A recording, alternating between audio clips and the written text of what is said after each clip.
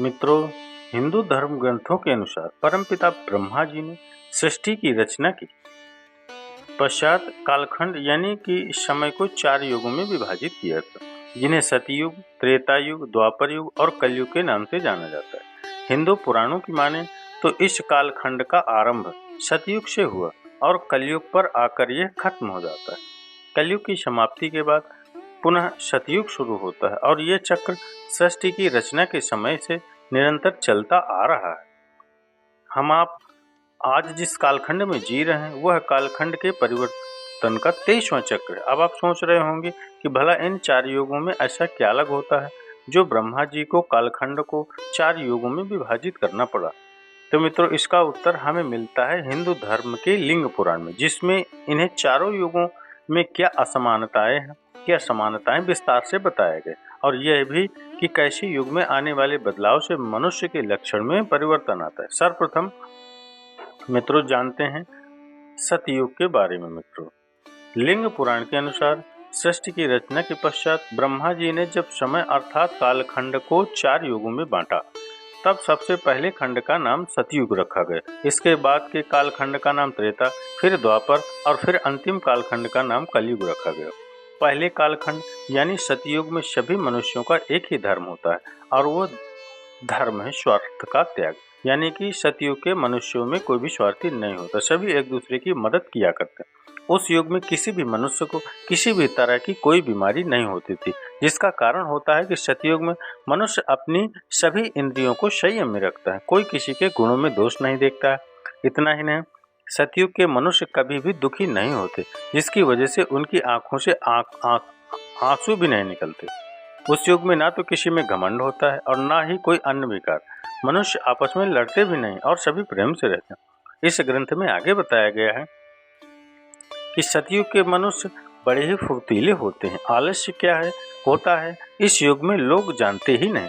सतयुग के मनुष्यों की सबसे बड़ी खासियत यह हुआ करती है कि वे ना तो किसी से द्वेष रखते हैं और ना ही किसी की चुगली करते हैं, ना किसी से ईर्ष्या और ना ही कोई एक दूसरे से बलवान समझता है। सतयुग में सभी मनुष्य अपने अपने कर्तव्यों का निर्वहन करते हैं। सतयुग में सभी वर्णों के मनुष्य परब्रह्म परमात्मा के उद्देश्य से सभी अनुष्ठान कर सकते हैं। इस युग के सभी मनुष्यों का अधिकतर समय धर्म कर्म करने में ही व्यतीत होता है। सब लोग परमात्मा के ही नाम जाप और उन्हीं की सेवा पूजा किया करते हैं। इस युग में स्त्री और पुरुष में कोई भेदभाव भी नहीं किया जाता। सभी वर्गों के लोगों को शिक्षा, शस्त्र कला आदि क्षेत्रों में समान अवसर दिए जाते हैं। इस तरह स्त्रियां विवाह के बाद अपनी पत्नी धर्म का निष्ठा से पालन करती हैं और हमेशा पति की सेवा में लगी रहती हैं। बच्चे भी अपने माता पिता का कहा मानते हैं और बुढ़ापे में उनकी खूब सेवा भी किया करते हैं। सतयुग के लोग समय समय पर किए जाने वाले आश्रम संबंधी सत्कर्मों का अनुष्ठान करके कर्म फल की कामना और आसक्ति न होने के कारण परम गति को प्राप्त हो जाते हैं। पुराणों की माने तो इस युग में मनुष्य की लंबाई 32 फुट हुआ करती है और मनुष्य अपनी इच्छा के अनुसार अपना शरीर त्याग सकते हैं। मित्रों, सतयुग की काल अवधि 17,28,000 वर्ष बताई जाती है और जब यह काल अवधि समाप्त हो जाती है तो नए युग यानी कि कालखंड का दूसरा युग त्रेता युग आरंभ होता है। मित्रों, त्रेता युग में मनुष्य अपने कर्तव्यों का पालन तो करते हैं, लेकिन सतयुग के मनुष्यों की अपेक्षा खुद के इंद्रियों पर संयम नहीं रख पाते। इस युग में मनुष्य धीरे धीरे अपनों में सिमटने लगता है, यानी उनके अंदर स्वार्थ पनपने लगता है, वे दूसरों की चुगली करने लगता है। साथ ही इस युग में मनुष्यों में ईर्ष्या की भावना भी जागृत होने लगती है। हालांकि ऐसे मनुष्यों की संख्या काफी कम होती है। इस युग में समाज वर्णाश्रम यानी कि ब्राह्मण, क्षत्रिय, वैश्य और शूद्र में विभाजित होना शुरू हो जाता है। हालांकि त्रेता युग में सतयुग की अपेक्षा धर्म का लोप होने पर इस युग की स्त्रियां अपने धर्म का पालन करती हैं। पुरुष भी अपने पत्नी को धोखा नहीं देता, संतान भी अपने माता पिता की खूब सेवा करती है। पुराणों की माने तो इस युग में मनुष्यों की औसत आयु 10,000 वर्ष होती है और इस युग की कालावधि 12,96,000 वर्ष होती है। इस कालावधि के समाप्त होने के बाद कालखंड के तीसरे युग की शुरुआत होती है, यानी जिसे द्वापर युग के नाम से जाना जाता है। लिंग पुराण के अनुसार द्वापर युग में मनुष्य अपने कर्तव्यों से दूर होने लगता है, यानी कि वो स्वार्थी होने लगता है। इस युग में भौतिक सुखों की पूर्ति करने के लिए मनुष्य कई तरह के अधर्म करने लगता है और धर्म को त्याग देता है। जैसे जैसे इस युग की काल अवधि आगे बढ़ती है, वैसे वैसे मनुष्य काम, क्रोध, लोभ, ईर्ष्या जैसे दुर्गुणों से ग्रसित होने लगता है। इस युग में लोगों की पहचान कर्म से नहीं होती, बल्कि जन्म से की जाती है। अर्थात इस युग में ब्राह्मण का बेटा ब्राह्मण, क्षत्रिय का बेटा क्षत्रिय, वैश्य की संतान वैश्य और शूद्र की संतान शूद्र ही कहलाती है। सतयुग की तरह इस युग में शूद्रों को वेद पढ़ने की आजादी नहीं मिलती और न ही क्षत्रियों की तरह शस्त्र चलाने की। अर्थात द्वापर युग में समाज पूर्णतः जातियों में बंट जाता है। लोगों को दूसरों के साथ साथ अपनों से भी ईर्ष्या होने लगती है। द्वापर युग का मनुष्य स्त्रियों को अपनी संपत्ति समझने लगता है। इस युग का मनुष्य अपनी इंद्रियों पर संयम नहीं रख पाता, जिस वजह से समाज में कई तरह के अधर्म होने लगते हैं। स्त्रियों की इज्जत के साथ भी खेला जाता है और संतान भी अपने माँ बाप की आज्ञा का पालन नहीं करती।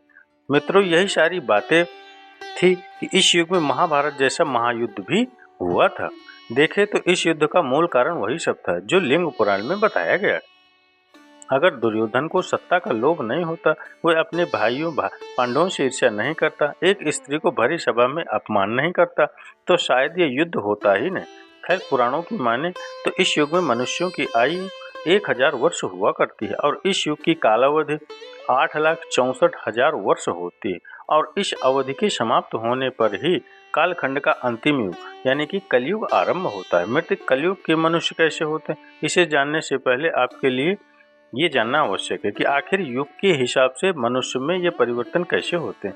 दरअसल सतयुग में धर्म का आधार 4 पैर पर होता है, जो त्रेता में 3 पैर वाला और द्वापर में 2 पैर वाला और कलयुग में सिर्फ 1 पैर वाला ही रह जाता है।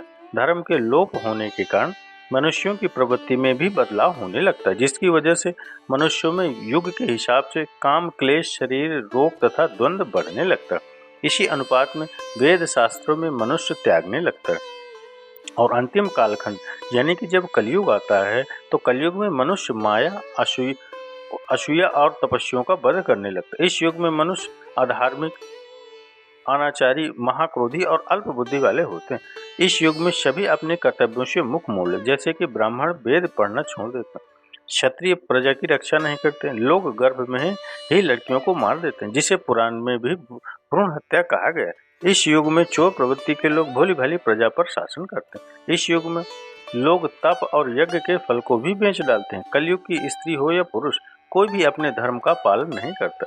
इस युग में स्त्रियों का सम्मान ना के बराबर रह जाता है। काम, क्रोध, लोभ और स्वार्थ में वृद्धि के कारण हिंसात्मक घटनाएं बढ़ने लगते हैं। लोग एक दूसरे से लड़ने लगते हैं, एक दूसरे की हत्या करने लगते हैं।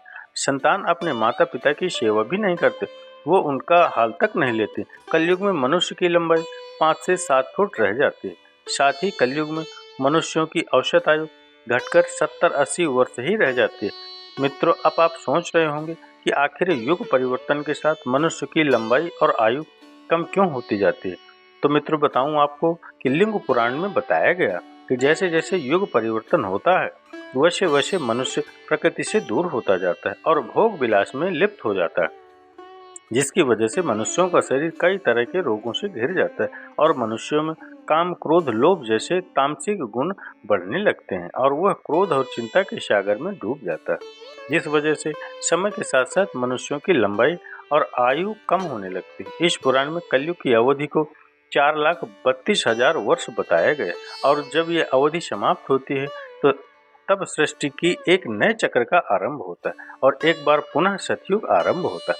चारों युगों में कलयुग तो वैसे सबसे श्रापित युग बताया गया है, लेकिन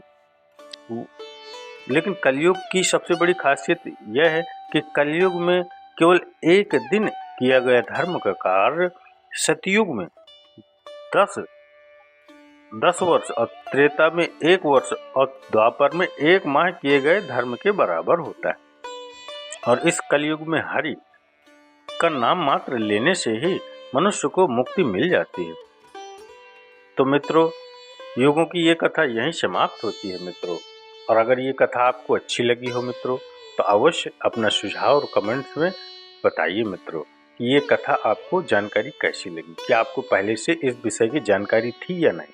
तो चलिए मित्रों, मिलते हैं अगले इसी तरह की जानकारी के साथ। विदा लेता हूँ मित्रों, तब तक के लिए और निवेदन यही है कि अगर अच्छा लगे वीडियो, जानकारी अच्छी लगी तो लाइक और कमेंट्स में हर हर महादेव शीर्ष नमस्तुभ्यम अवश्य लिखिए मित्रों। तो चलिए मित्रों, बाम भोले, हर हर।